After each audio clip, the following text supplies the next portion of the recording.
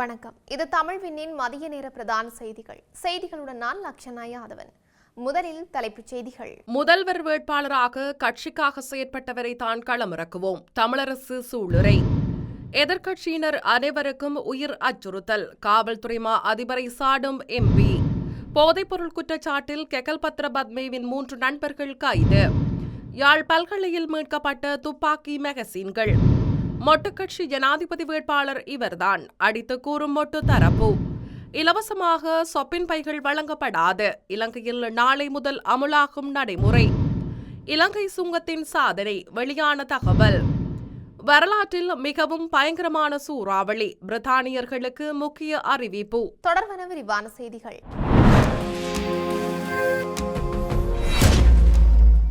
மாகாண சபை தேர்தலில் கட்சியோடு தொடர்புடைய கட்சிக்கு பங்களிப்பு செய்த பொருத்தமான எவராவது ஒருவரைத்தான் எங்களுடைய முதலமைச்சர் வேட்பாளராக களமிறக்குவோம் என்று இலங்கை தமிழரசு கட்சியின் தலைவர் CVK சிவஞானம் தெரிவித்துள்ளார். CVK சிவஞானம் யாழ்ப்பாணத்தில் நேற்று நடத்திய ஊடகவியலாளர் சந்திப்பின் போது அவர் இதனை தெரிவித்தார்.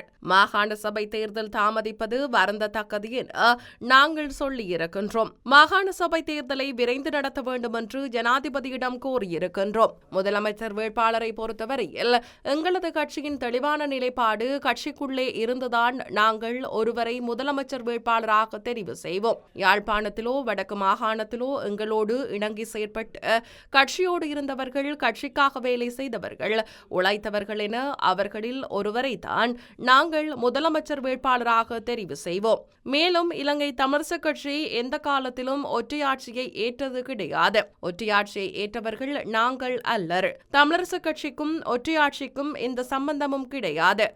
ஐக்கிய ராஜ்ய ஒற்றையாட்சி என்பவற்றை நாங்கள் ஏற்கப் போவதில்லை என்பதை ஏற்கனவே அறிவித்துவிட்டோம். திரும்ப திரும்ப இவைகளை பற்றி பேசுவதில் எந்த அர்த்தமும் கிடையாது எனவும் அவர் தெரிவித்தார். எதிர்க்கட்சிகளில் உள்ள அனைவருக்கும் உயிர் அச்சுறுத்தல் காணப்படுவதாகவும் சமூக வலைதளங்களில் பகிரங்கமாக உயிர் அச்சுறுத்தல் விடுக்கப்படுகின்றதாகவும் ஐக்கிய மக்கள் சக்தியின் நாடாளுமன்ற உறுப்பினர் ஹர்ஷன ராஜகருணா தெரிவித்துள்ளார். கொழும்பில் உள்ள ஐக்கிய மக்கள் சக்தி அலுவலகத்தில் நேற்று இடம்பெற்ற ஊடகவியலாளர் மாநாட்டில் கலந்து கொண்டு கருத்து தெரிவித்த போதே அவர் இதனை குறிப்பிட்டார். நாடாளுமன்ற உறுப்பினர் ஜகத் விதானவிற்கு முன்கூட்டியே தனது உயிருக்கு அச்சுறுத்தல் காணப்படுவதாக தகவல் கிடைத்திருக்காவிட்டால் இன்று அவர் உயிருடன் இருந்திருப்பாரா என்பது சந்தேகமே. அவரை போன்று எதிர்க்கட்சிகளில் உள்ள அனைவருக்கும் இவ்வாறு உயிர் அச்சுறுத்தல் காணப்படுகிறது. சமூக வலைதளங்களில் பகிரங்கமாக இவ்வாறு உயிர் அச்சுறுத்தல் விடுக்கப்படுகிறது. அரசாங்கத்தினுள் இவ்வாறான செயற்பாடுகள் முன்னெடுக்கப்படுகின்றனவா என்ற சந்தேகம் காணப்படுகிறது. மெலிகம பிரதேச சபை தலைவர் தனக்கான பாதுகாப்பை எழுத்து மூலம் உத்தியோகபூர்வமாக கோரியிருந்த போதிலும் அவருக்கு பாதுகாப்பு வழங்கப்படவில்லை. இறுதியாக அவரது உயிர் பறிபோனது. துப்பாக்கிச் சூடுகளால் மாத்திரமன்றி மர்மமான முறையிலும் ஒவ்வொரு நாளும் பல மரணங்கள் இடம்பெற்றுக் கொண்டிருக்கின்றன. தேசிய பாதுகாப்பை உறுதிப்படுத்த வேண்டுமானால் காவல்துறை அரசியல்மயப்படுத்தப்படுவதை முற்றாக தவிர்க்க வேண்டும் எனவும் அவர் தெரிவித்தார். வத்தளை போலீஸ் பிரிவிற்குட்பட்ட பள்ளியவத்தை பிரதேசத்தில் 3.5 கோடி ரூபாய் பெறுமதியான ஐஸ் போதைப்பொருள் கைப்பற்றப்பட்ட சம்பவம் தொடர்பில் மேலதிக தகவல்கள் வெளியாகியுள்ளன.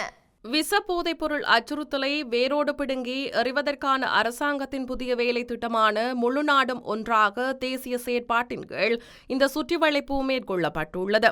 அதன்படி நேற்று மாலை மேற்கொள்ளப்பட்ட இந்த சுற்றிவளைப்பில் ஒழுங்கமைக்கப்பட்ட குற்றவாளியும் போதைப்பொருள் கடத்தல்காரனும் என கூறப்படும் தற்போது தடுப்பு காவலில் உள்ள கெகல்பத்ர பத்மேவின் 3 நண்பர்கள் கைது செய்யப்பட்டுள்ளனர். கைது செய்யப்பட்ட சந்தேக நபர்கள் 25, 21 மற்றும் 28 வயதான வத்தளை பள்ளியவத்தை அபரகொட்டாவ மற்றும் கலகத்துவ ஆகிய பிரதேசங்களை சேர்ந்தவர்கள் என தெரிவிக்கப்பட்டுள்ளது.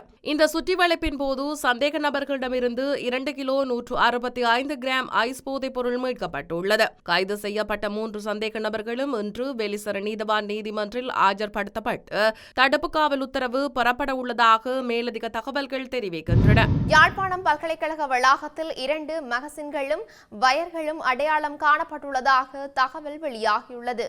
யாழ் பல்கலைக்கழக நூலகத்தின் மேற்புறத்தில் இவை மறைத்து வைக்கப்பட்டிருந்ததாக தெரிவிக்கப்படுகிறது. நேற்றைய தினம் குறித்த பகுதியை சுத்தம் செய்த வேளை குறித்த பொருட்கள் இருப்பது கண்டுபிடிக்கப்பட்டுள்ளது. இதனையடுத்து பல்கலைக்கழக நிர்வாகத்தினரால் கோப்பாய் காவல்துறையினருக்கு தெரியப்படுத்தப்பட்டுள்ளது. இந்த நிலையில் நேற்றிரவு முதல் அங்கு காவல்துறை பாதுகாப்பு வழங்கப்பட்டிருந்தது. இதையடுத்து இன்று காலை குறித்த பகுதிக்கு விரைந்த காவல்துறையினரும் விசேட அதிரடிப்படையினரும் அந்த மேகசின்கள் இரண்டையும் வயர்களையும் மீட்டுச் சென்று கோப்பாய் காவல் நிலையத்தில் ஒப்படைத்துள்ளமை குறிப்பிடத்தக்கது. எதிர்வரும் 2029 ஆண்டில் ஜனாதிபதி தேர்தல் நடைபெறும் பட்சத்தில் ஸ்ரீலங்கா பொதுஜன பெரமுன கட்சியின் சார்பில் நாமல் ராஜபக்சவே வேட்பாளராக களமிறங்குவார் என்று முன்னாள் ராஜாங்க அமைச்சர் லக்ஷ்மன் யாப்பா அபேவர்த்தன தெரிவித்துள்ளார். தற்போதுள்ள சூழ்நிலையில் எமது கட்சியில் அவரே சிறந்த வேட்பாளராக உள்ளார் என லக்ஷ்மன் யாப்பா அபேவர்த்தன குறிப்பிட்டுள்ளார். அடுத்த ஜனாதிபதி தேர்தல் தொடர்பில் ஊடகங்களிடம் கருத்து தெரிவிக்கும் போதே அவர் மேற்கண்டவாறு குறிப்பிட்டார்.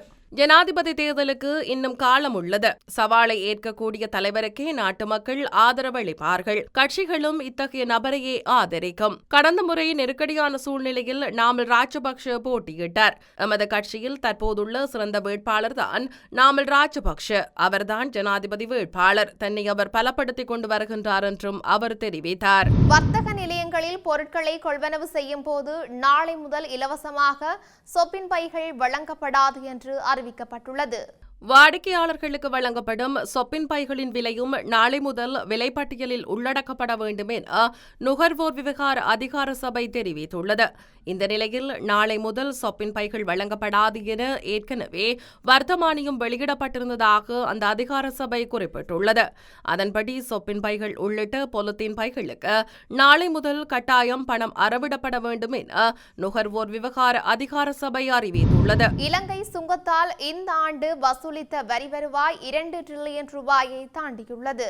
இதன் அடிப்படையில் 2025 ஆண்டிற்கான 2.115 டிரில்லியன் ரூபாய் வருவாய் இலக்கை இலங்கை சுங்கம் நெருங்கியுள்ளதாக குறிப்பிடப்பட்டுள்ளது. வரலாற்றில் அரசாங்க வரி வருவாயை வசூலிக்கும் திணைக்களம் ஒன்றால் ஒரே ஆண்டில் சேகரிக்கப்பட்ட அதிகபட்ச வருவாயாக சுங்கம் இந்த சாதனை வருவாயை படைத்துள்ளது. இந்த வருவாயில் மோட்டார் வாகனங்களில் இருந்து வசூலிக்கப்பட்ட 630 பில்லியன் ரூபாய் அடங்கும் என தெரிவிக்கப்பட்டுள்ளது. இந்த நிலையில் ஆண்டு இறுதிக்குள் வருவாய் இலக்கை விட கூடுதலாக 300 பில்லியன் ரூபாய் வசூலிக்க முடியும் என சுங்கம் நம்பிக்கை வெளியிட்டுள்ளமை குறிப்பிடத்தக்கது. ஜமைக்காவை மெலிசா புயல் தாக்கியுள்ள நிலையில் அங்கு சிக்கிக் கொண்டுள்ள பிரித்தானியர்களை மீட்க அரசாங்கம் நடவடிக்கை எடுத்துள்ளது. நூற்றாண்டின் மிக பெரும் சூறாவளி என்றும் 174 ஆண்டுகளில் இல்லாத தாக்கத்தை ஏற்படுத்தும் என்று எச்சரிக்கை விடுக்கப்பட்ட மெலிசா புயல் ஜமைக்காவை கடுமையாக தாக்கியுள்ளது. ஜமைக்காவை பேரிடர் பகுதியாக அந்த நாட்டு பிரதமர் அறிவித்துள்ளார். இந்த புயல் கரையை கடந்தபோது மணிக்கு அதிகபட்சமாக 300 கிலோமீட்டர் வேகத்தில் காற்று வீசியதாக அமெரிக்க தேசிய சூறாவளி மையம் தெரிவித்துள்ளது.